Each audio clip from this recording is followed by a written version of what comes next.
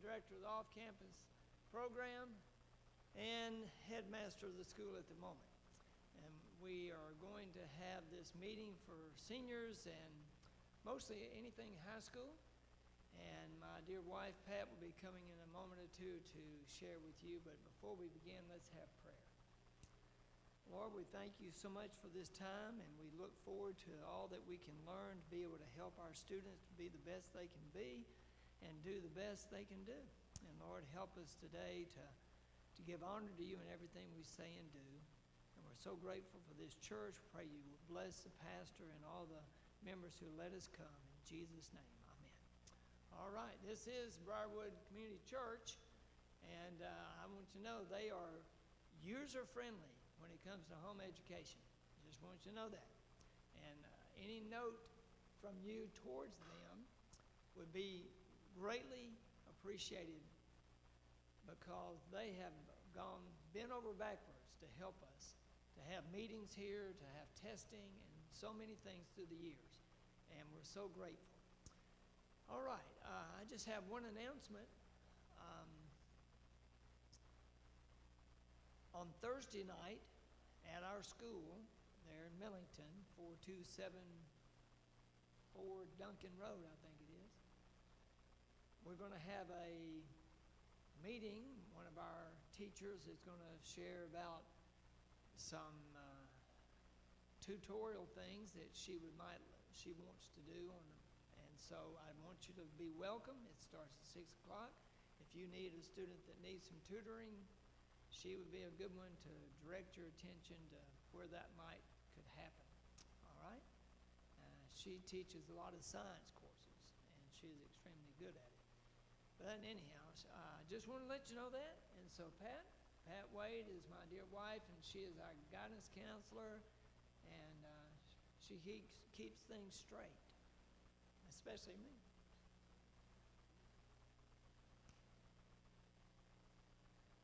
Okay. For any of you who have just come in and you requested ahead of time a summary of your students' credits, then Terry will have those. There's several that haven't been picked up yet. So if you've just come in and didn't get that yet, you can wave at him and get his attention.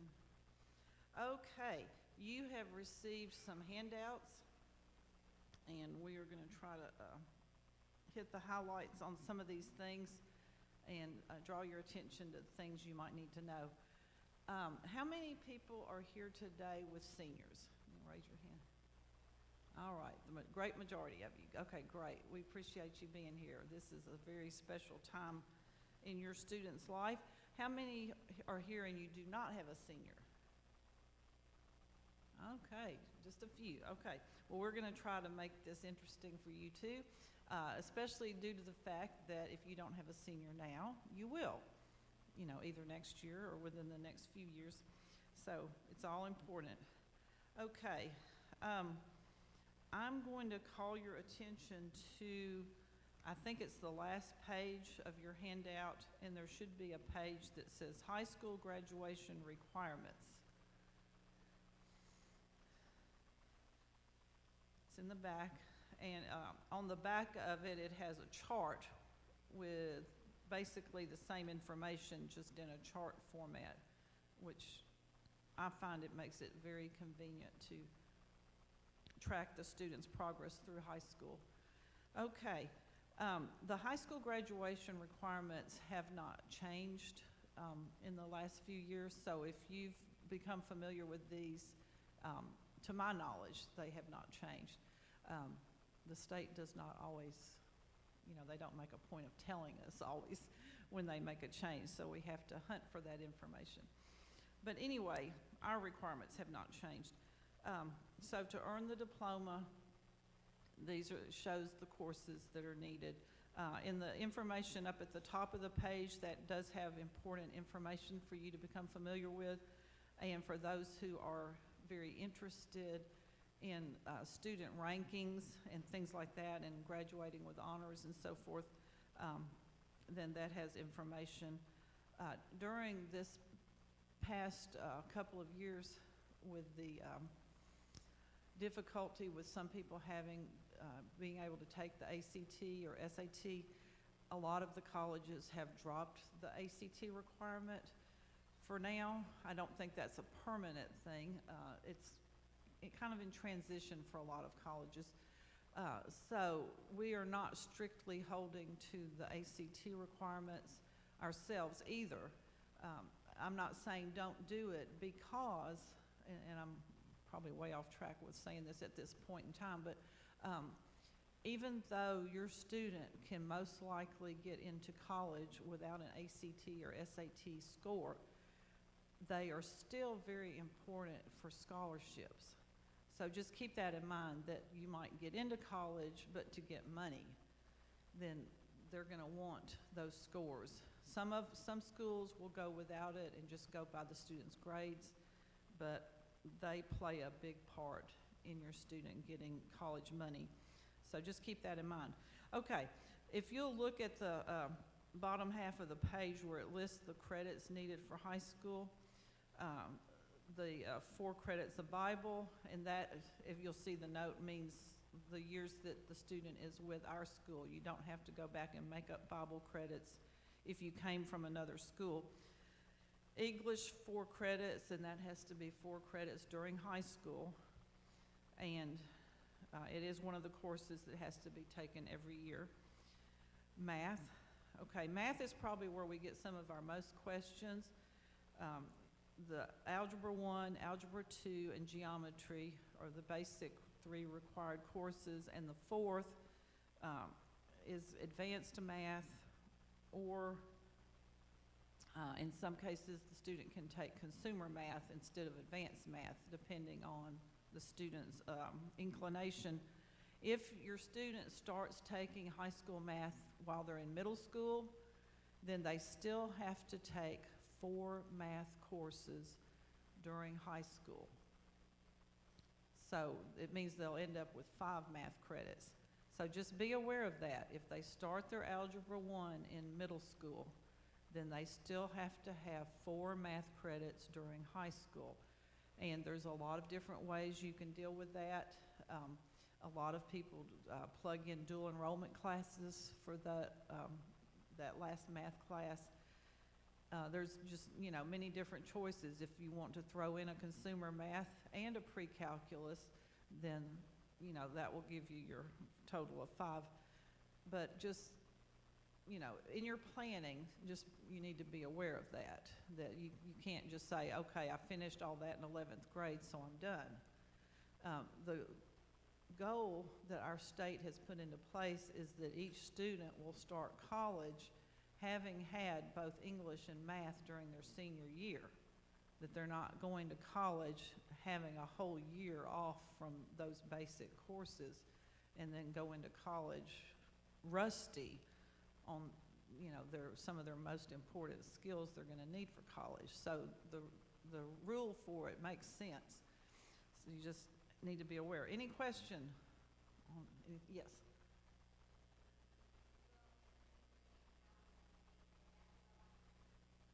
Yes. Right. Yeah, she was just saying if they take Algebra 1 in 8th grade, does it still go on their transcript? And yes, it does. So, it counts for high school credit. It just, you just have to have more. Okay, any other questions on math or anything we've done so far? Okay, and there's a lot of choices that you can make.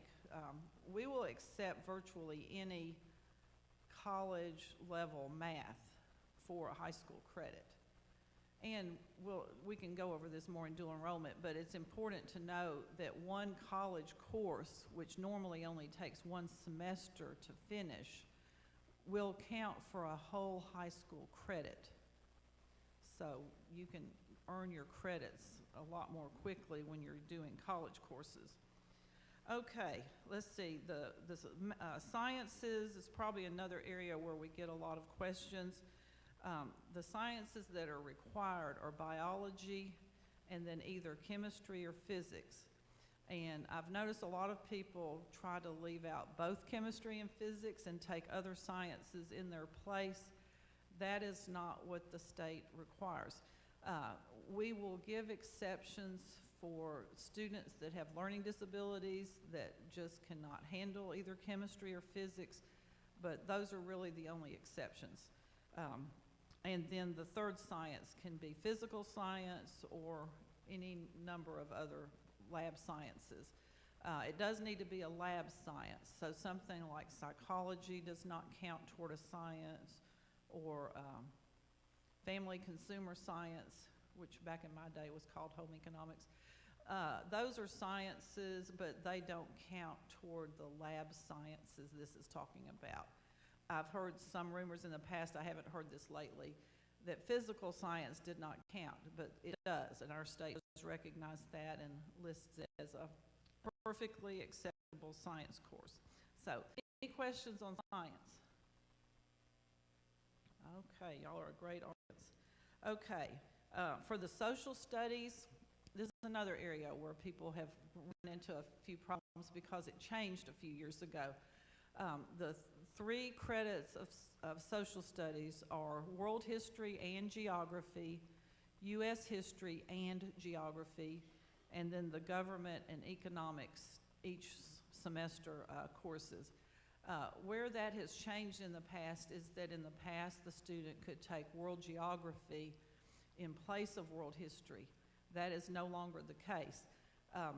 What the state has set up, and when I refer to the state, you know, we use what they require as our minimum starting point. The requirement is that both the world history and the U.S. history have geography incorporated in as part of that course. So all that means is in your history courses, you make sure that there's some geography component to it, which is normally the case anyway. So it doesn't mean you've got to buy a geography book to go along with it, unless you just want that. Now, you can take world geography as a separate course if you want to, and it does count, but it would be an elective. And that's one thing I have noticed in some of the tutorials, and we're familiar with the local ones, but we don't know all their ins and outs.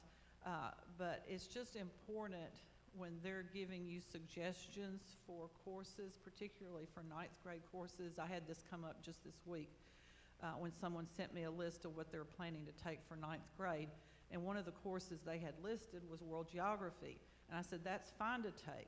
Just be aware it does not count toward one of your students' high school requirements. And they were very happy to learn that because you need to know when you're planning.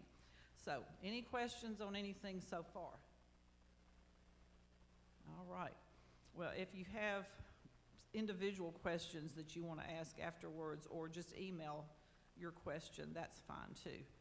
Okay, personal finance, half credit, hasn't changed. Health, half credit, hasn't changed. PE is a full credit required. Now, sometimes people will get confused, especially maybe if they've come out of another school and they had the lifetime wellness combination, which means it gives credit for the health and for 1/2 credit of PE. So if you've had that lifetime wellness course, you still need one more PE course because the requirement is for a full credit of PE, which in most cases means 2 years of it. It just depends on the time spent. Just to kind of a ballpark figure, for a student to get a full credit in PE, it means they're spending at least 4 hours a week for the whole school year on that activity. If they spend more like about 2 hours a week, then that would be considered a half credit. So that can give you a ballpark figure. And you can let these build up through, a couple of years or so, which I know some people do that. Like they'll just wait and turn it in after a couple of years worth. And you will notice, I don't know if this is the case on any of the transcripts I've handed out today, I did this a little differently. In the past, I've usually given most people the little handwritten summary sheet, but the transcript has the same information. It shows you the official document, and it's better on our end just to have that ready because it's easy to have it ready to send out to colleges and to update it as time goes by. And the way I have done that is that the 12th grade section on your transcript should show exactly what your student has left to take. It doesn't mean that's all they can take, or it doesn't mean, that there's a limit there, but just that that's what we're showing is still needed for their 12th grade year. And the transcript, of course, will be updated as you add things to that. If you add things to it, you don't have to. So if you have questions on that, be sure and send me an email and say, that's the reason for giving it to you. So you can check what we've done, and we can make sure we're all on the same page, especially before we start sending these out to colleges. Because, you don't want to start changing up the transcript after you've sent it out to a college. It's much better to get it straight beforehand. So anyway, that's what you're looking at for that. There's really only a couple of subjects where we really look, go by time spent. I know some people will look at the old homeschool laws and say, well, I've got to spend 4 hours a day on this, that, and the other. That doesn't really apply to earning high school credits. In most cases, you're finishing a course that you're taking either through a book or through a tutorial or through a college. But for things like PE and perhaps for the performing arts, since it's really hard to gauge how much is a course, then that's where we try to pull in the time spent. So you can just use that as your judge, that if the student spends about 2 hours a day, basically for a half credit course, it comes out to about 75 hours. And so it may not be convenient to figure it out by the week, but if you can figure up how much time is being spent, and you can usually at least estimate pretty closely what amount of time they're spending on this. If we're talking about music or art or things like that, then if they're taking lessons, that counts, but their practice time at home also counts. So it doesn't just have to be, the amount of some kind of lessons that they're taking. So just to give you some ballpark figures to work on that, and then for a full credit, it would be 150 hours. So those are for the PE, and then I jump down to performing arts, which is at the end, because they're measured. Now, performing arts can be a course. Sometimes people will take something like art appreciation or music appreciation, things like that, and those do count, although there are some colleges who very specifically require that the student have a performance type course. In other words, they want it to be something the student is doing, not just learning about music, but doing something, not just learning about art, but doing art, so forth. It could also be theater and or dance. So the appreciation courses are great and especially work well for dual enrollment because I know Southwest requires 2 of the fine arts courses toward their 2-year degrees. So, you've got to get a lot in there. So those are acceptable. Just be aware of some of those requirements. Let's see, another place that people often have questions is the computer credit. The computer credit is something that we're very flexible and lenient about. A lot of the public schools do their computer requirements during middle school, but we don't have any real process for dealing with that. So the computer requirement is just the goal that all students will start college being computer literate, that they know how to do the word processing on a paper. They know how to at least be familiar with a spreadsheet like an Excel. We don't expect them to be masters of an Excel. There's a college course in that whole thing. But to be familiar with it, or to know how to do a PowerPoint. Their college professors will expect them to come in already knowing how to do these things. Just being able to type without having to look. And this is not the same as texting, believe me, it's a whole different skill. But to be able to type well is a very important skill for the future. It will save them lots of time when they're dealing with papers. It might even enable them to get jobs that would require that skill. So that can be a part of their computer training. But our goal is just that the student finishes high school being, ready to go on the computer. And I realize that most of our students are way above us adults on this whole computer business anyway.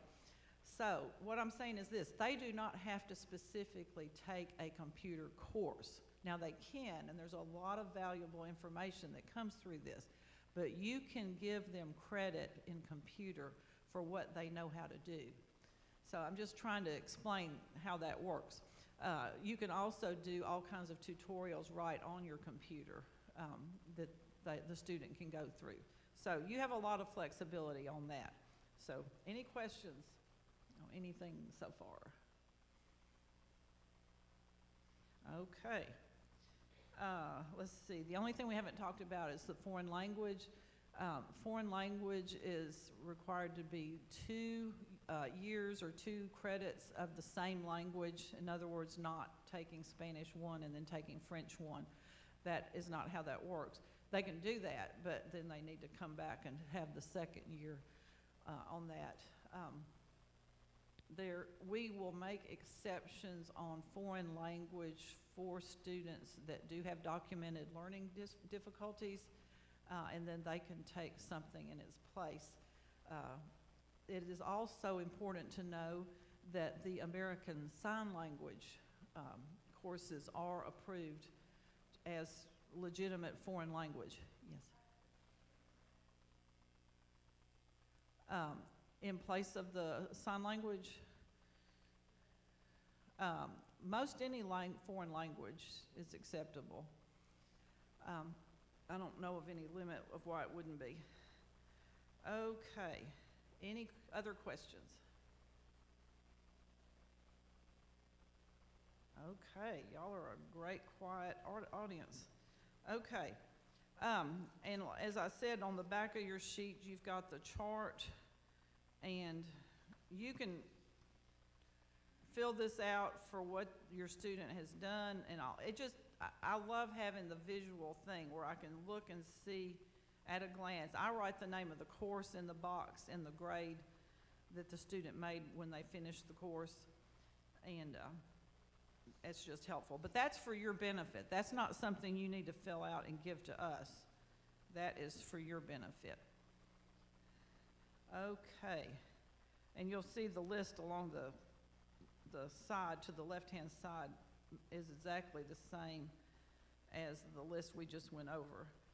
Another thing we get asked sometime are about electives and an elective focus. I believe the public schools require students to have an elective focus. We do not do that. Since we're requiring already 4 extra credits in Bible, then we do not require an elective focus, because that's just adding an awful lot onto. Now you can put more. Yes, ma'am.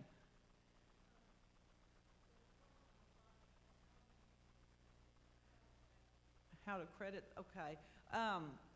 There are a lot of different ways you can do that. I would say the majority of our families probably use the Dave Ramsey course, and that's a very good one that you can get. I know we have that at the school. But anyway, I don't really know if you do it by yourself, if you have to buy a whole set of videos or anything, or if there's a way to do it online. I don't know the details on that. But that is one. I think a lot of the basic curriculum companies have a personal finance course. Another way you can get personal finance is through consumer math, because a consumer math course will include the material that you would cover in personal finance. So if you do a consumer math course, you're getting personal finance in with that, and we'll count that both ways if you let us know. So, good question. Okay. We are going to move our attention to the first page on the thing which says important info for seniors and high school students. And just hit some highlights on this.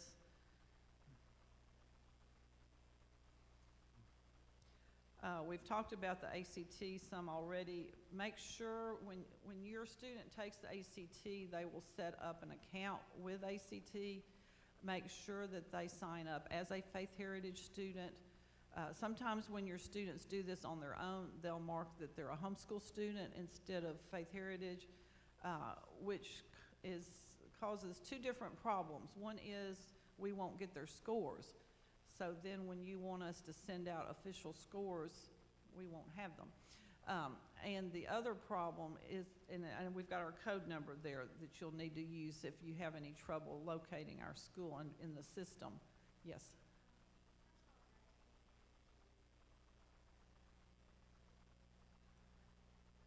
No, it's not on there.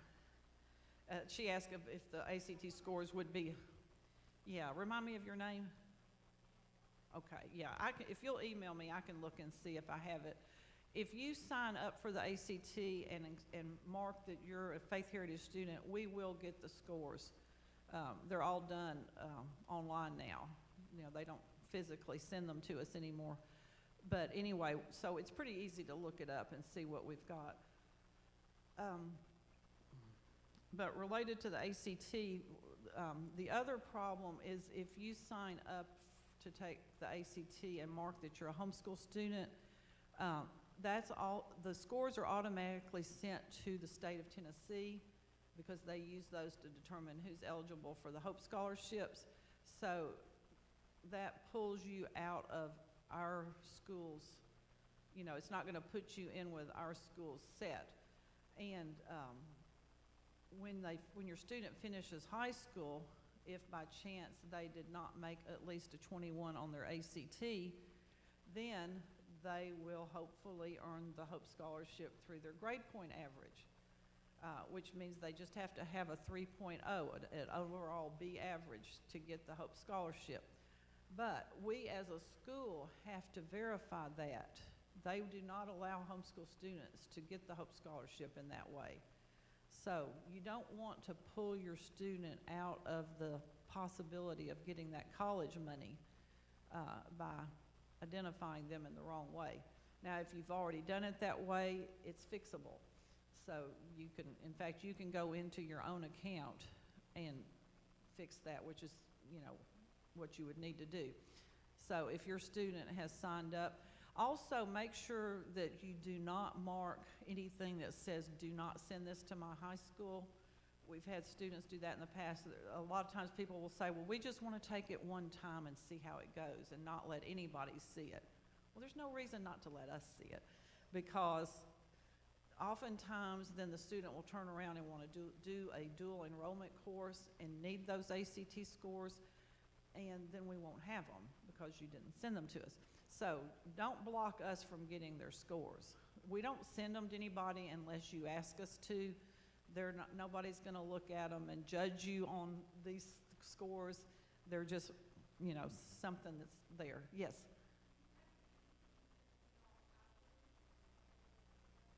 Yes, if you didn't. You might want to make sure, though, that before you pay money to have something sent to us, make sure we don't already have it.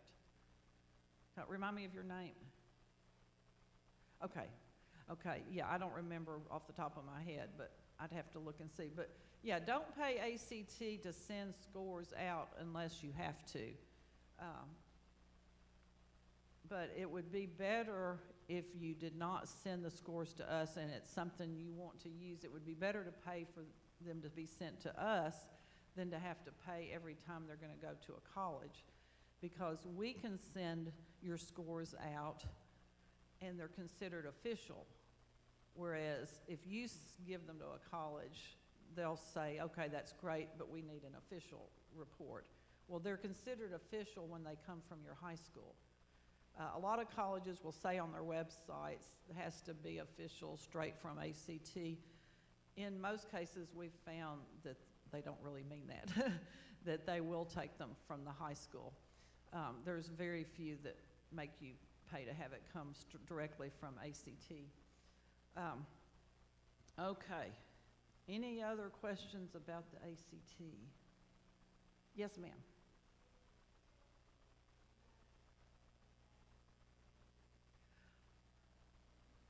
Yeah, we recognize it. It's fine for us. Whether a college will accept it. I sent the CLT to the University of Memphis this past week, and they didn't know what it was. So, which didn't surprise me. And I don't know how they're... Okay, so you know you're good. It's fine for us. Yeah. Yeah, or you can send us a copy. You know, when you get your scores, you can send us a copy of it. She asked about the CLT, which is, it stands for Classical Learning Test. Okay, I couldn't remember all the initials, CLT, and that's a somewhat newer test that has sought to leave out a lot of the biases of the ACT and SAT, make it more academically accurate. Okay, but it'll take some time before that catches on around the country. One other thing I'll say related to the ACT, we do a lot of testing, well, I shouldn't say a lot, sometimes it's a lot of testing for students who qualify for accommodations on the ACT. This is for students who have documented learning problems, or it can sometimes be students that have medical problems. There's various reasons that a student might need accommodations for taking the ACT, but you have to go through a specific process in applying for that, and then we have to verify what you've said to ACT as far as the difficulties the student has. They are pretty good about giving extra time for students that have ADHD. You would think that might be a difficult one, but it's really not. It's really one of the ones that are not. But they do require that you have some kind of professional diagnosis. Sometimes a letter from a doctor is enough. In some cases, like if you say my student has dyslexia or my student has a reading disability or a math, I'd say probably math disabilities come up more often, they will want an evaluation done by a professional to verify that. So just be aware that you've got to have your documentation, and we'll need a copy of that because we have to submit that with the application. So it's very doable, and they usually will give at least time and a half, meaning a section that's an hour long, they'll get an hour and a half, for instance. And quite often, they will approve the student to take the test spread out over 4 separate days, which, as you can imagine, is a huge benefit over taking the whole test in one morning. The student would have to come to our school campus if they get approved to do that and have that spread over the 4 days. They give you a 2-week window in which to complete the test. And a lot of times they will also approve for the student to circle their answers instead of having to fill in the bubbles. So all of those can be a big, huge help for students that struggle with a lot of different issues. So keep that in mind. You can email us if that's an issue. Yes, ma'am.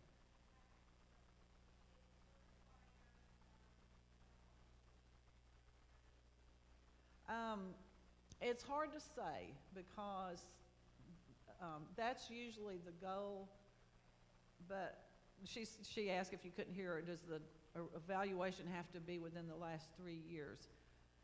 I've sent them all kinds of stuff, and it's hard to tell sometimes.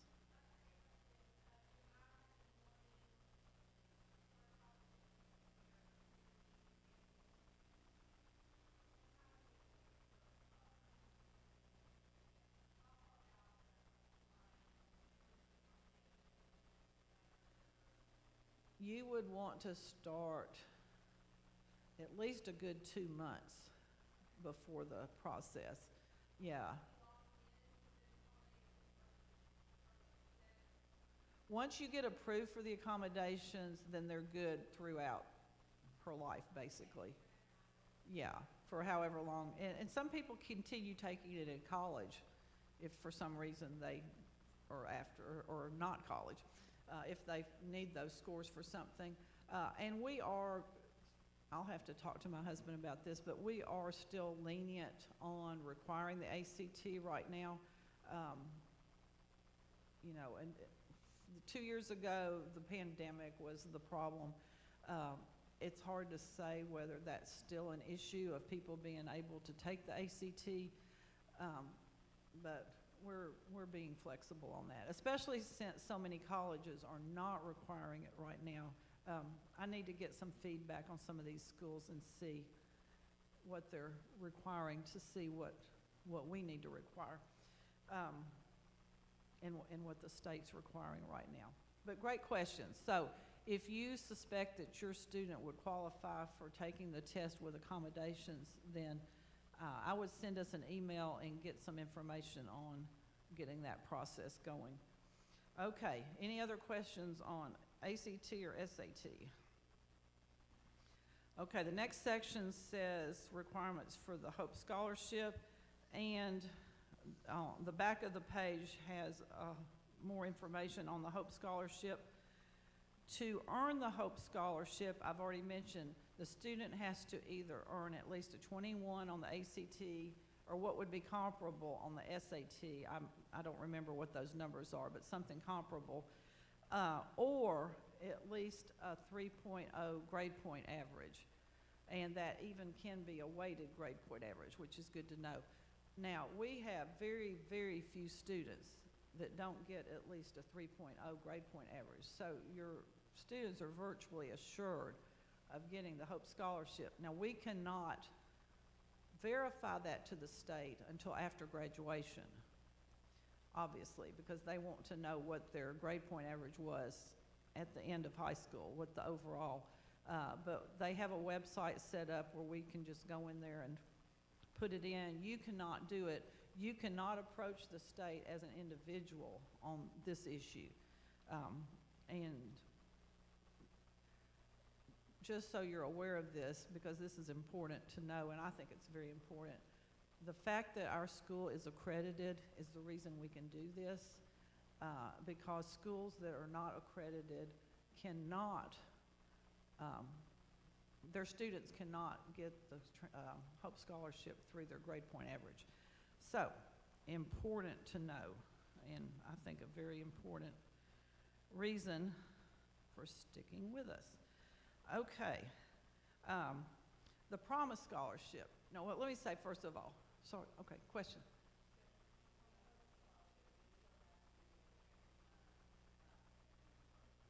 No, that's the Promise Scholarship, different scholarship. All right, but I'm glad you said that, because this is important, because I'll get asked this many times this coming year. The Hope Scholarship is one scholarship by the state of Tennessee that you do not apply for. If your student qualifies for it, they will get it automatically. It's only good for colleges in Tennessee. It's only good for students who live in Tennessee. The state of Tennessee will not give a scholarship to our wonderful students who live across the line in Mississippi or in Arkansas. I don't know if we have any in Arkansas right now, but anyway, you have to live in Tennessee, you have to go to college in Tennessee to get the Hope Scholarship, but you do not have to apply for it, but you do have to fill out the FAFSA. And I'm sure at some point we'll mention that, but the FAFSA, FAFSA.gov, is the, yeah, it's in this section right here. That's the federal scholarship application that you have to fill out for everything.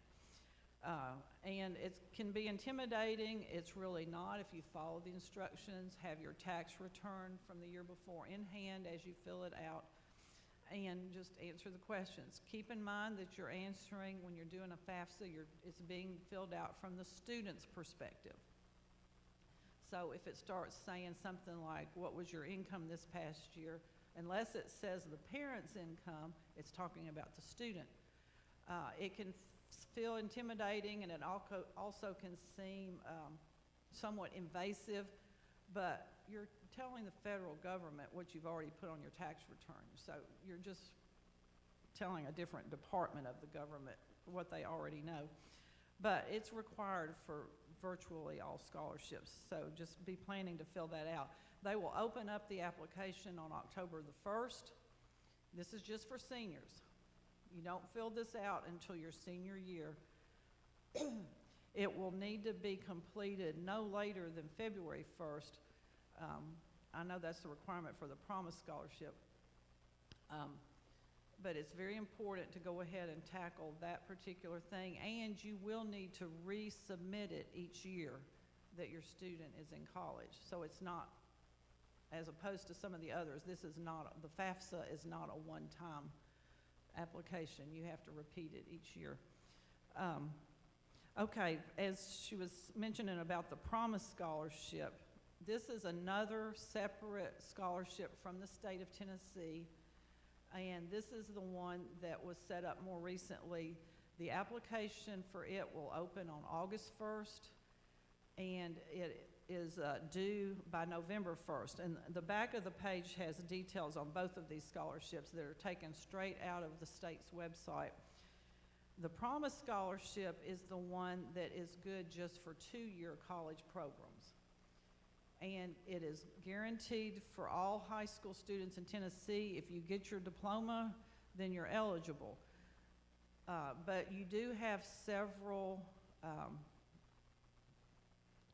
what are the things, hoops to go through to complete the requirements for the Promise Scholarship. So it's important that you follow the steps and keep up with it.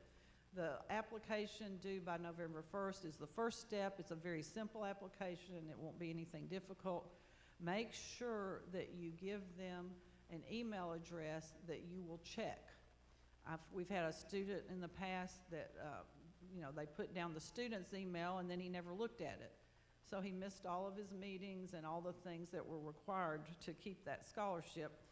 And when we asked the state about it, they said, "Oh, so sorry, that's, And I said, well, can he apply next year? Nope. This is a one-time deal. So you want to get it right on the front end. Okay, and as you'll see on this other page, you have the meeting to go to. The state will set you up with a sponsoring organization for Shelby County. It's a group called Tennessee Achieves. It's TN Achieves. And they will contact you. Once you apply, they will contact you. You have a meeting to go to, 1 or 2 meetings. The Shelby County ones are usually held at the Southwest Tennessee Community College campus, at their Macon Cove campus. You have to complete 8 hours of community service for each semester that you're getting the scholarship. To start off, you have to have those hours completed by July 1st, and that's all spelled out. It's nothing difficult, and the good thing about it is if your student is going to start off school at either a community college or a Tennessee College of Applied Technology or even private colleges, if they have a 2-year program that you can jump into, then you will have college covered for 2 years. And the Promise Scholarship will pay anything that the Hope is not already paying or other scholarships. Now, if you go to a private college that happens to have a 2-year program, they will not pay private college amounts, but they will pay what it would cost if you were going to a community college. So, for instance, if you were going to go to Southwest, they'll pay however much Southwest would cost if you're going to whichever school, other school that might be. There's not really very many private colleges that have a 2-year program, but there are some, and there's a link. Now, I realize from this piece of paper you can't click on the links, but if you want me to email this page to you, I can do that, and then you'll have some hot links there. Any questions on the Promise Scholarship? The main thing is to make sure you do it by November 1st, and I will plan to send you out a reminder, say like a week before that, to make sure you have not forgotten. The best thing is to set a reminder at August 1st and go ahead and do it and get it over with. And then you'll be in the system and they will remind you of all these other deadlines. And I didn't mention the FAFSA, but I did earlier that that's part of the requirement. So any questions? Yes?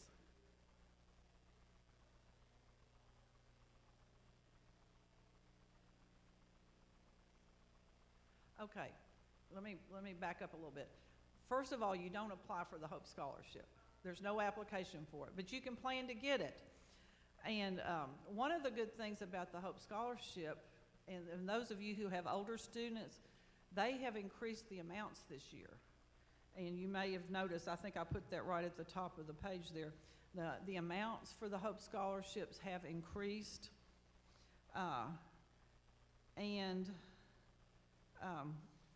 Here's what I would recommend related to the Promise Scholarship, and this probably happens lots of times every year. I would recommend that you all apply for it, because even though you may say, and your student may say, well, I'm not going to a 2-year college, I'm going to a 4-year college, so I don't need that. Things happen. Things happen that you don't expect. Sometimes the best made plans just don't work out. So it's always a great idea to have that as a backup. When you've got 2 years covered and paid for, then, you know, I would at least have that in your back pocket as a possibility. So that's my recommendation, is that you apply for it and just have it. You don't have to use it, in other words. If you don't go to a 2-year school, they're not going to penalize you in some way. You know, they just won't send it anywhere. Okay. One of the things that we get asked about is the dual enrollment, which has a lot to do with state grants, but I'm going to skip that for just a second and come back to it, because I want to hit about honors courses. These are something that we get a lot of questions about. So you'll see kind of in the middle of the page there. And this is something we started up a few years ago, of recognizing honors level courses. And I feel like we're pretty lenient about it, but we leave you on your honor a bunch of that. If a course is above average, then we allow you to consider that to be honors level. There's a lot of types of curriculum that we consider to be more advanced than just average. There are tutorials in town that we consider a good portion of their material to be honors, or we know the teacher, or we know the type of work that they require. For sciences, it often has to do with the type of labs that are part of that course that are beyond what would be considered just the average. So you can mark courses to be honors. We do, you know, you already are submitting your curriculum to us. If you don't send us the curriculum page, then we don't have anything to go on to know if your courses would be considered honors. So be sure that we get that information from you, and then when you fill out your report card, you can mark that. Yes, ma'am. We do consider a BECA to be above average, yeah, definitely. Now, all of these, and I'll just say some of them, like a BECA, Bob Jones, Saxon Math, Apologia Sciences, primarily because they have such great labs. It doesn't necessarily mean the course is harder than all the others, but just more involved. And you can make a course to be honors. Sometimes just adding a good research paper to go along with the course is enough to bump it up to an honors level. So you can make a course be honors. If it's something we're not familiar with, there is so much curriculum out there right now that there is no way for Terry and me to be familiar with all of it. So, you know, you may have to make a case for it and explain and tell us, you know, why this particular course should be considered honors level. The thing that's important about this, several things. One is it really looks nice to have a course on your transcript that says it's honors. So that's one first off step. The other is you get extra credit for it in the form of a weighted grade point average, the weighted GPA. The public schools, at least in Shelby County, add points right onto the grade for their honors courses. We don't do that. What we do is the GPA. And it says right there, if you got a copy of a transcript, it says on it, the grades stated on this transcript are not weighted, but at the bottom, the GPA, it'll give you an unweighted and a weighted, because some places want the unweighted, just the straight thing as it goes, and then others want the weighted, or they will accept the weighted. So it's good to have both on there to see how that will go. The honors courses will add a half point, and we've got some explanation here about that.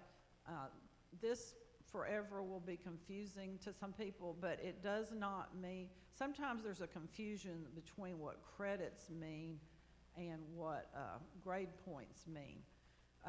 So it does not mean the student gets more credit for the course. In other words, that extra half point doesn't mean that when they finish, say if it was an honors chemistry, they're not getting a credit and a half for the course. It's the extra half point, like if they make an A for the course, instead of that being just 4 points, on the weighted GPA, it will be worth 4.5 points. So that's the only place it comes into play, is to make the weighted GPA. Any questions on that? Yes. Here, start you.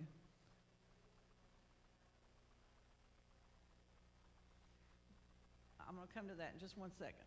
Okay.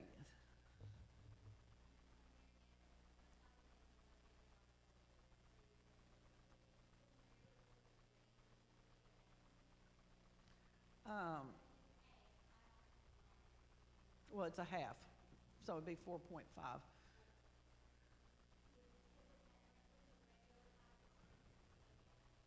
They will.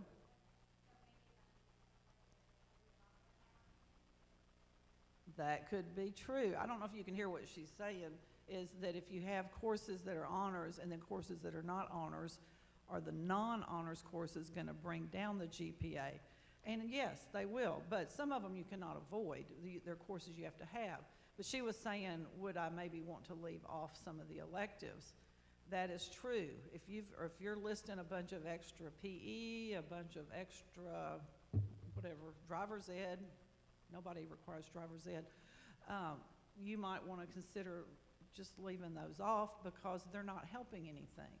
And they will bring it down. If your student is the type of student who's really going for, you know, top-notch colleges and big scholarships, or any scholarships, I should say, then you want to look at this, and there is strategy involved in it. So you're absolutely correct that courses that are not honors will bring down the GPA from those that are. Okay, any other questions on the honors courses? If you have a question about what should be considered, if you look at your transcript and say, oh, well, such and such should be marked as honors and it's not, then let us know that. That's what you're looking at these for. These are all fixable. They're not, you know, you haven't been given anything that's set in stone at this point. So it's all can be fixed. Now, this other lady asked about the dual enrollment. The dual enrollment courses actually have more extra points. They have a full extra point added. And these amount of points vary school to school. This is what our school has chosen to do, the extra half point for the honors courses, an extra whole point for college courses or for AP courses, which are very specific courses. We haven't talked about those at all yet, but AP is another world into itself, but they are considered very advanced courses. And if you pass the exam, you can get college credit for them. But anyway, so dual enrollment does have an extra full credit there. I would say in looking at the last several years, the most effective way for a student to have the highest possible GPA is through dual enrollment, because that's where the most points are coming in. So, any questions on anything so far? Okay, all right, then let's, okay, it tells at the bottom about graduation. We have not nailed down the place yet. The Tennessee Scholars Award, now that affects all high school students. This is not a scholarship, so keep in mind you're not working toward a scholarship. It is a nice award and honor. It is very easy, and almost all of our students do this. If you complete all of the requirements we have to get a diploma, then you have met the academic requirements for this scholarship. The main thing that we ask you to keep up with are the service requirements. The student has to have 80 hours of volunteer service during high school. That sounds like a lot in one lump, but if you look at 20 hours a year, honestly, if the student helps with Vacation Bible School every year, they've got it, because you easily put 20 hours into a week-long Vacation Bible School, especially if you help with the prep and the cleanup and all that process. But that's just one example of many. It can be anything. Now, if you look at the state's website related to Tennessee Scholars, it will say, or at least it used to say, that it cannot be a church-related type of service. That is something that we do not enforce, because the state has left it to each high school to run this program for their students and to keep up with all of that. And we consider the service and work that you do through your churches as every bit as valuable, as maybe more valuable, than what you might do through any type of secular organization. So all of that counts. So it's anything your student does that they're not paid to do. And the only exceptions to that are it can't be something in your own home. You can't count, you know, running the dishwasher for mom or anything. It can't be something at home, but it could be helping your grandparents, neighbors, community, you know, really anything. Anything you're doing to help someone else. And we haven't really been real picky about this, but in my mind, if they're doing something at church, say like singing in the choir, for instance, and they're getting school credit for it, then to me that's not quite the same. But if you double it up, I won't complain. Anyway, so any question on that program, Tennessee Scholars? Yes.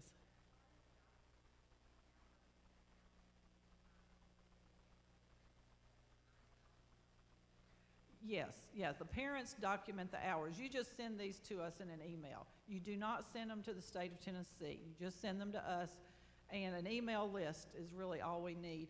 And it's preferable, you can do them along the way, but keep up with them, because it's preferable to me to get them in their senior year than to go back and dig out from years past. So just keep a running total on your computer and just add to it. This will also be very helpful as you prepare things like a resume for college, or for filling out college or scholarship applications. If you've got this information on hand, being able, when you're, this is not where we are in this talk, but we can jump there. When you're filling out a college application, one of the big things they're going to ask for is what you've done in the community, what you've done that showed leadership, all those kinds of things are sometimes almost considered more important than what your grades were. So just keep that in mind. That is the world that we're in right now, is they are looking for students who are involved, who are well-rounded, multifaceted, and you know, have things that they can share. I didn't bring information on this, but you can ask me for it by email. But we have both the Beta Club and the National Honor Society set up for our students, and that has proved to be a great way for our students to get involved, and not just in service, but also in leadership. Most of the students who come and participate are able to hold offices.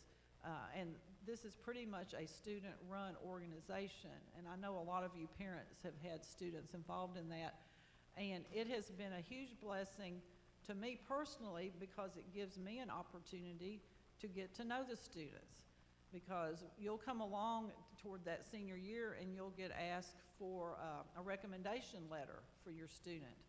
Well, I will write those letters, and it's something I put a lot of effort into, but it goes a whole lot better if I know the student, that I've been able to observe them. Otherwise, I'm going to depend on you as the parent to feed the information to me of what, needs to be said. And I know MHEA also has an honor society, and if you're part of that, equally great. So just keep in mind that you do have these opportunities. We also have a Quill and Scroll journalism honor society that is chartered through our school, that our yearbook people take care of. And we've had very few people participate in that, but that is a wide open field. Our yearbook sponsor lives in Collierville, so they do a lot of their work there. But if you're interested in any aspect of journalism, there is that, and that gives you one more feather in the cap, I guess you could say, because a lot of times students will come to their senior year and say, well, I don't have anything to write down on what I did in high school, like organizations or leadership roles or this or that. Well, we're making some of these opportunities available for you, so they can do that. So just keep that in mind, that opportunity is there. Okay, I've jumped around a lot. I want to make sure I hit dual enrollment a little more because that's such a big part of what people do in high school now. And so you've got a couple of sheets that are devoted to that.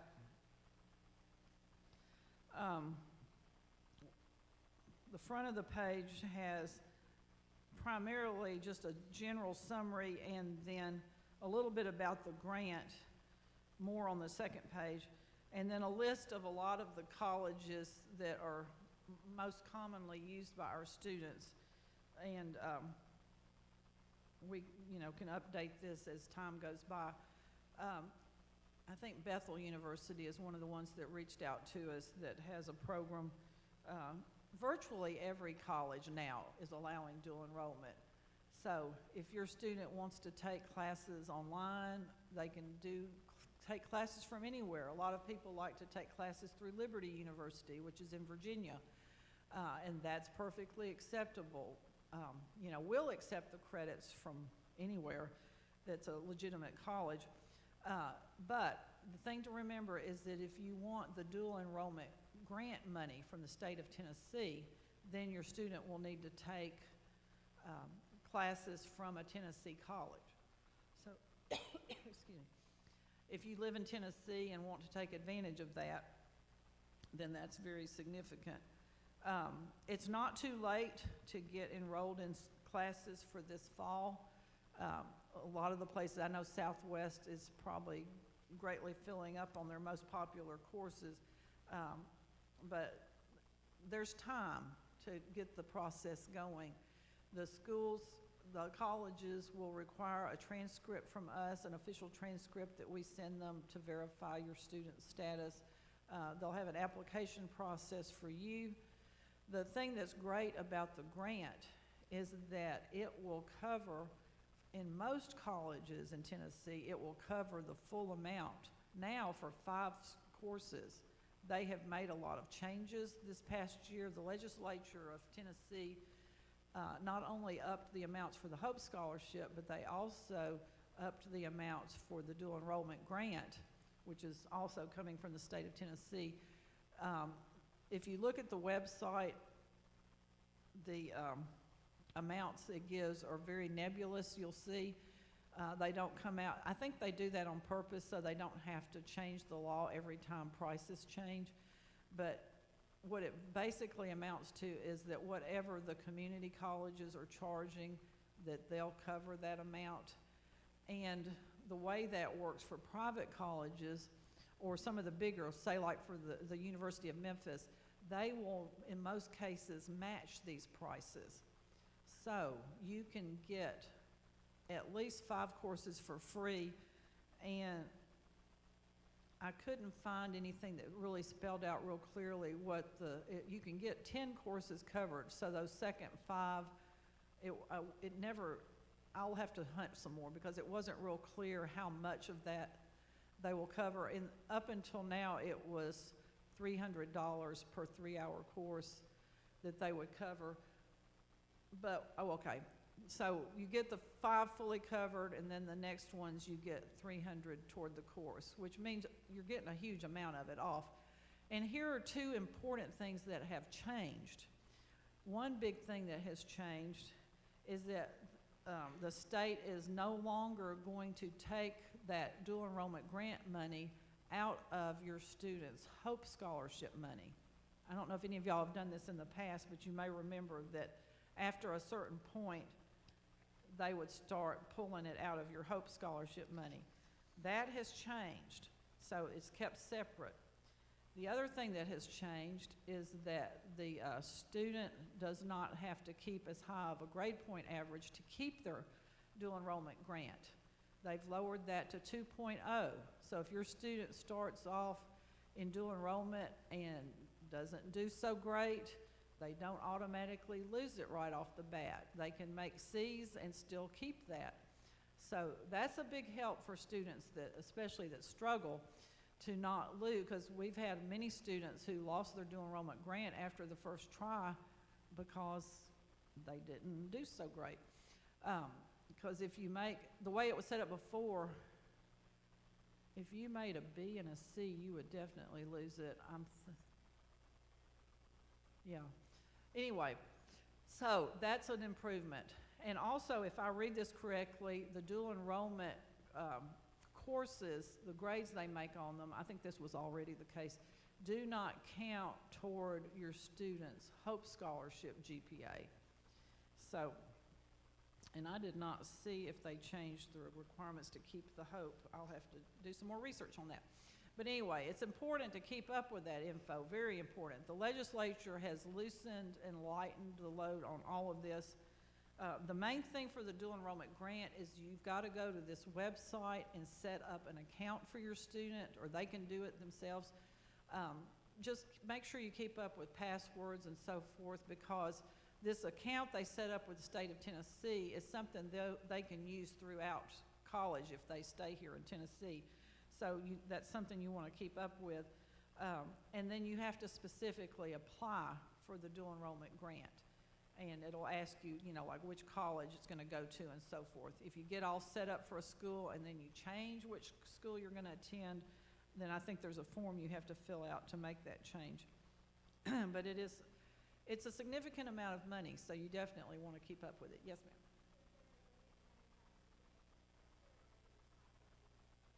That is a great question. She asked if there's a limit on how many courses you can take at a time. I think there is. I think it's a limit of 3 at a time, but I'll have to check and see if it says that somewhere. You would think it would say. If the student is going to one of the colleges of applied technology, the rules are a little bit different, and they have programs that are set up more, it calls them clock hours instead of credits, so they have different guidelines, but they do work with the students very well in those programs. They do allow dual enrollment in the colleges of applied technology, so that's important to know that students can go and do some hands-on courses and training and so forth, and a lot of students find that very beneficial to work on determining what they like, what they're good at, and so forth. Another thing, excuse me, another thing that has changed that's important to know, and we are in the process of getting this changed in our paperwork and so forth, the state of Tennessee voted, the legislature, to change the grading scale for the state. We've had a lot of people ask in the past why we don't use a 10-point grading scale. So many schools use a 10-point, so forth and so on. We have kept the one we had because it matched what the state uses, and it matches what you have to have for these various scholarships. So starting this month, the state of Tennessee has changed statewide to a 10-point grading scale.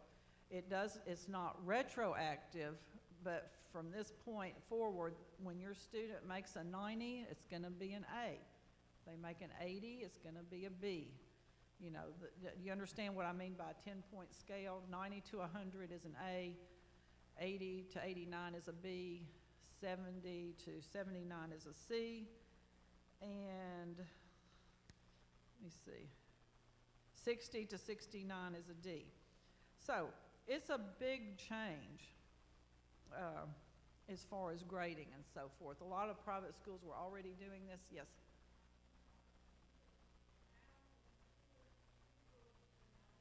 Mm-hmm. Right, correct. This will be the new, yes, we will match what the state yeah, I pulled this up. This was sent to us by one of our parents, and I was so thankful that state of Tennessee official law.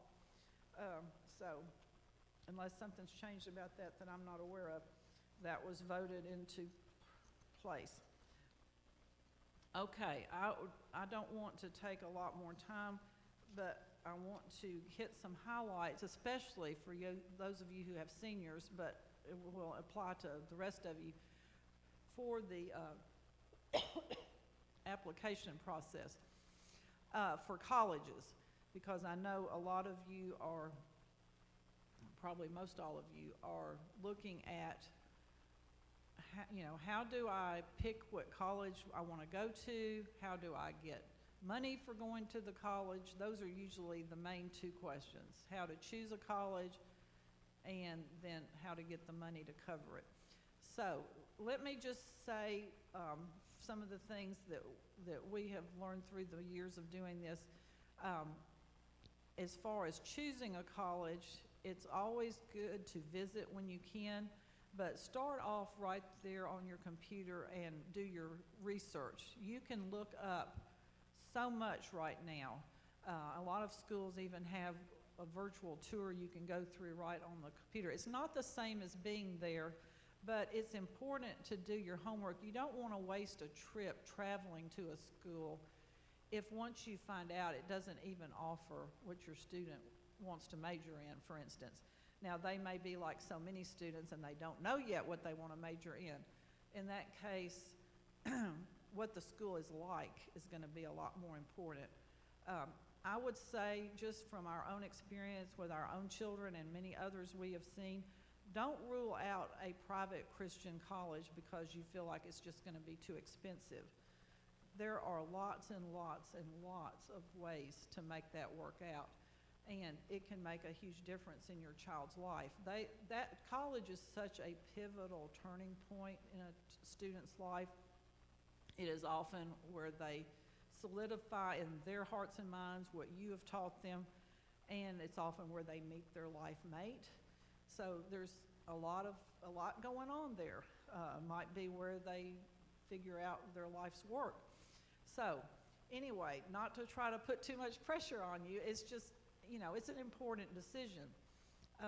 There's a lot to be said for staying at home when the student first starts off on college, as opposed to going away. You have to weigh all of those factors out, and you have to know your student and what works the best for them. But those are all the kind of things you should keep in mind for making those decisions. But anyway, do your research. People are starting to apply in some cases. Some applications probably won't open up until August 1st, but those who already know what they want and are going for it, you want to start applying soon because you have the advantage of being ahead of the game and getting ahead of other people that might be applying for the same things. I've heard some people say, that their college might not be a problem to get into that they want, but the dorms fill up fast. So, you've got all those factors to consider and to look at. Some colleges will waive the application fee at certain times of year, so you want to watch for that because those can add up. Now, what I usually recommend is to do your research, visit if you can to the colleges, go and see them. There's something to be said for going on a visiting day where there's a crowd. There's something to be said to not going on a visiting day, and you can have the full attention of the admissions staff, and they can show you around, and you're not just one of a crowd. So you can just see how you want to go on that. But I would recommend that you do your best to narrow down your focus to your top 3. I've done it both ways, and you can, it kind of depends on what your goal is and what you're working toward. But if you're able to work on your top 3, that helps you to not have your attention spread so far out that it's hard to keep up with, because you've got so much, deadlines and paperwork and so forth. So that's just a thought. In the process of applying to colleges, you want to, they may not ask for a resume. I know in the past some people have thought, well, I'm going to have basically like a whole scrapbook, and I'm going to go in and show it to these admissions counselors, and they'll be so impressed with my student. I guarantee you there's no counselor that's going to sit and look through your scrapbook with you, no matter how impressive your child is. So you want to narrow down and focus in on their strengths, and I would make a resume, even if you don't end up using it or giving it out. You want to, this will help you to be able to condense everything, try to get you might want to have one where you write down everything great they've ever done, but pull that together and try to get it down to no more than 2 pages. Get someone who's good at writing and doing those kind of things to go over it with you and see where you need, maybe where you could combine some things that are pretty much talking about the same thing, and pull things together so you can get to the essence of it. Having this will help you and your students so that when you go to fill out a college application, you'll have the information right there at hand. You won't have to go hunting for it.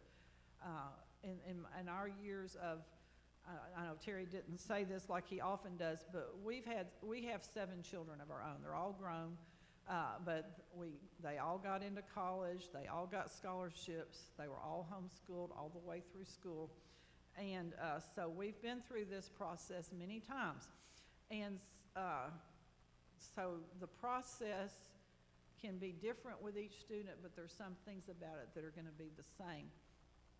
And you want to think of everything you can that are their strengths.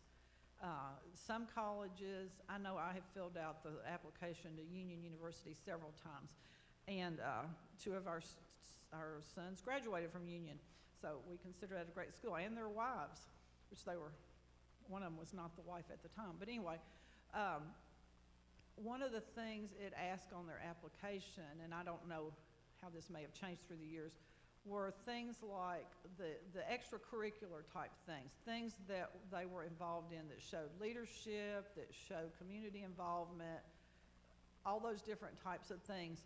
And it was set up in a way that you could keep adding and keep adding and keep adding. And, don't hesitate. This is not the time to be modest or to be bashful about showing your strengths. This is the time to show off everything good you can think of, because you are competing for scholarship money. So you want to make sure that you think through everything. If your student makes good grades, which 99% of your students do, then put down that they've been on the honor roll each semester. You have to think outside the box. You don't necessarily have to give them a certificate each semester, but if they make all A's and B's, they're qualified for an honor roll. That's just, one of the many things that you can put down. So, I just call it thinking outside the box, that you try to look at it in the light of how someone else will see this. One thing I've also recommended in the past, depending on your students' goals and what they're going for, you might want to prepare a resume that's geared toward a Christian college, and then another one that's geared toward a secular college. because when you're approaching a secular situation, you do not want to give them a resume that's all geared towards your church and churchy stuff and church language. That will just throw them off. It just will. You need to look at your audience. Make what you're preparing applicable. That's not throwing your faith out the window. That's just communicating effectively so that you can help the college you're appealing to or the scholarship committee you're appealing to understand what you're trying to get across about the student. You understand what I'm saying? So just keep that in mind, that you've got to know your audience and your goal, and you need to have plenty to communicate of their strengths. And think about what you really have to think about are the essence of things. What is the essence of what they're doing? If they are, for instance, if they teach a children's Sunday school class, then if you're preparing that for a secular audience, you might want to say they are mentoring children. That's something that would communicate to a secular audience, that they would understand that they're working with children, pouring into them, but, it doesn't throw them off with the church words. Anybody have a question on what I'm saying here? All right, I think you got it. Okay, so anyway, preparing this resume will be great and help you in this whole process. And like I said, if the college or the scholarship committee doesn't ask for it, you'll have it ready to help you. People are always very eager to know where you find the scholarships. And there's not a secret, well, there's many, many sources, and there's not a secret formula. But overall, I would say the first place is from the college itself. Most colleges give out all kinds of scholarship money. So make sure you study their websites and see everything that is possible for your student to get through that college. Make sure you make yourself charts and reminders so you don't miss deadlines. If they ask for letters of recommendation, go ahead and ask for those well in advance. You can get letters from people like tutors, neighbors, anybody, whoever knows your student, and you might want to collect a bunch of these. And then you can look at them and say, okay, well, this is a good one. Maybe this letter's not quite so good. So you have some choices, and you can have them ready. Have them make a generic letter to whom it may concern so that you can use it for whatever situation you need it for. So start collecting. So you get your resume ready, start collecting letters of recommendation, and get your applications into the colleges so that you've got that process going. Now, if you wait and apply next October, it's probably not going to hurt you, but once you get into, I think some schools, I think UT Knoxville, for one, has a pretty strict deadline of November 1st. Well, I won't say a strict deadline. They have a priority deadline. So you don't want to miss being in the priority, especially for some of these schools where it's a little bit harder to get scholarship money. So, just be aware of that. Okay, like I said, the first place to get scholarship money is usually from the college itself. The next one would be, of course, the government, where you've got your Hope Scholarship, Promise Scholarship, if that applies.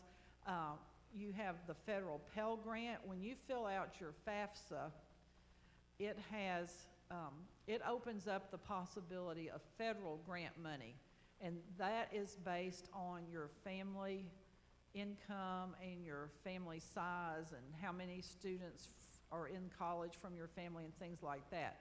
So that is a case where sometimes you can get a lot of money or sometimes you might not get any. It just depends on your family situation. But this all comes through filling out that FAFSA. And the good thing is, once you fill it out and submit it, it will tell you almost immediately now what your status is, so you can tell what you're likely to get. There are other federal and state scholarships that can come as part of that, When you go to the state website that I've given you, one of the things you can look at are state scholarships. There's not just a whole lot there in addition to the Hope and the Promise and the dual enrollment grant, but there are a few. There's the, what's that guy's name? The guy who used to be the governor. I can't think of the name right now, but anyway, Ned McWhorter. There's the Ned McWhorter Scholarship. It's a very nice big scholarship. We used to have students get that and get great scholarships. I don't think in the last 2 years we've had anybody get it. So evidently a lot more people are going for that. But it doesn't mean don't go for it. Some of these are not hard applications. I know when you're searching for scholarships, you don't want a whole bunch of stuff that's going to take tons of time, but some of these are really quite simple. And as far as looking for scholarships, that would be the next source would be anything that you're connected with, your work, your husband's work, your community organizations, anything you're personally connected with is a great source of a scholarship. Stores where you do business even. You can just see, sometimes you'll see something mentioned in the newspaper, if anybody takes the newspaper anymore. Anyway, there's just different community scholarships that you can search for and take advantage of applying for. Anything you're involved with, an organization your student is involved with, lots and lots of these organizations sponsor scholarships. Lots of businesses sponsor scholarships for their employees. So you've got all these possibilities. And then fourthly, as far as scholarship sources, you've got the college itself, government, community and type things. And then the fourth would be where you're just searching wherever, you know, doing the college, the scholarship searches. Those are places where you have possibilities, but they're the probably the more of the long shots as far as you're dealing with things that probably everybody else in the whole country is applying for. So unless your student has something that really makes them outstanding, you just don't know what you're going to get. But that being said, someone is going to get those scholarships, and so as much as you have time to pursue them, it doesn't hurt. I had a college counselor tell me once that it took applying to about 100 of these to start seeing money, and I thought, well, no wonder I wasn't seeing anything.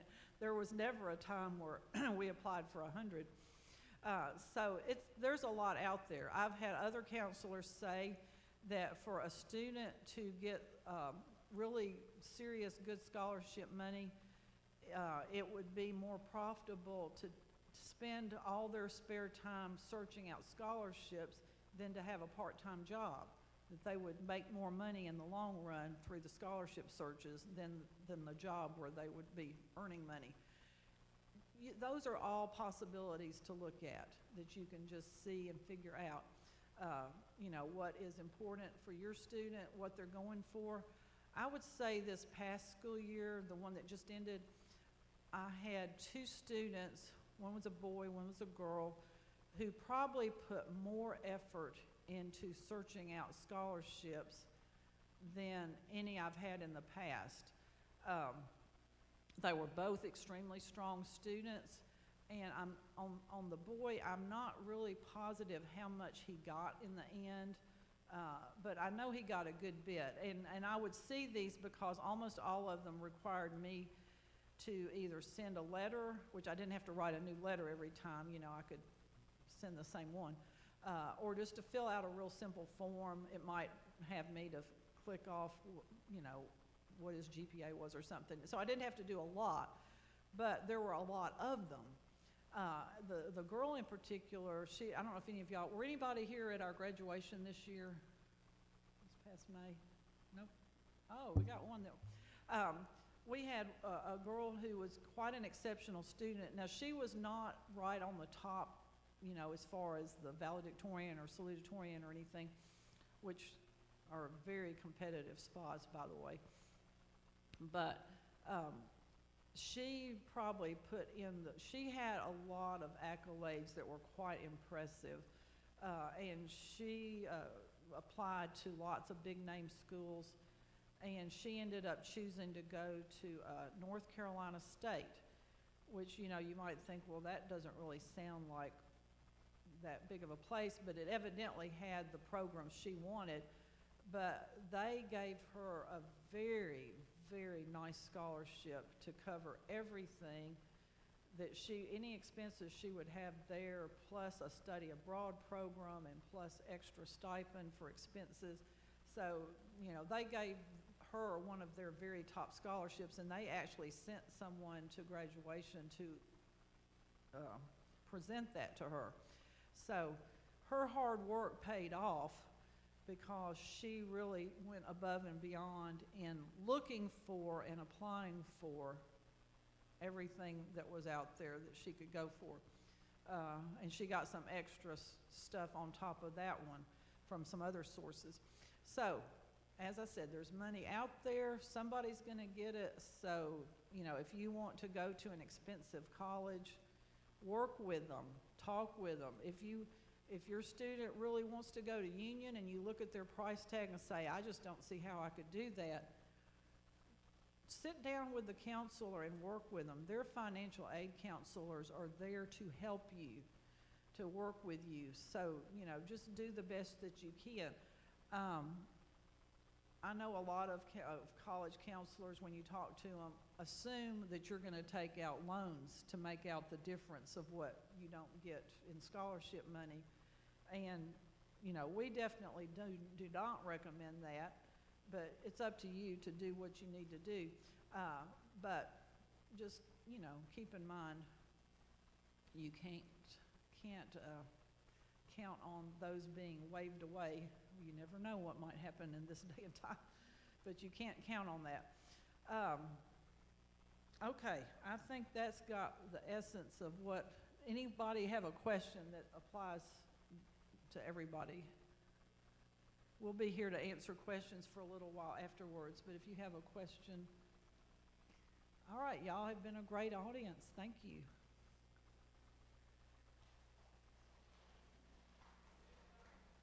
Oh, I will say one thing. We can send this out, but I forgot to announce this. The Chick-fil-A in Bartlett has started up a homeschool scholarship program, and they also work with a college called Point University and have a dual enrollment program. So you may want to check. If you're interested in that, let me know and I'll forward that brochure to you. But that is a pretty exciting program. Here, I'll just give you that one.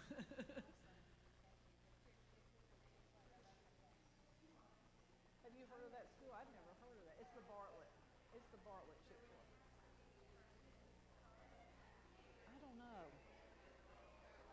I would talk to them, but they'll give scholarship money to the student just for working there.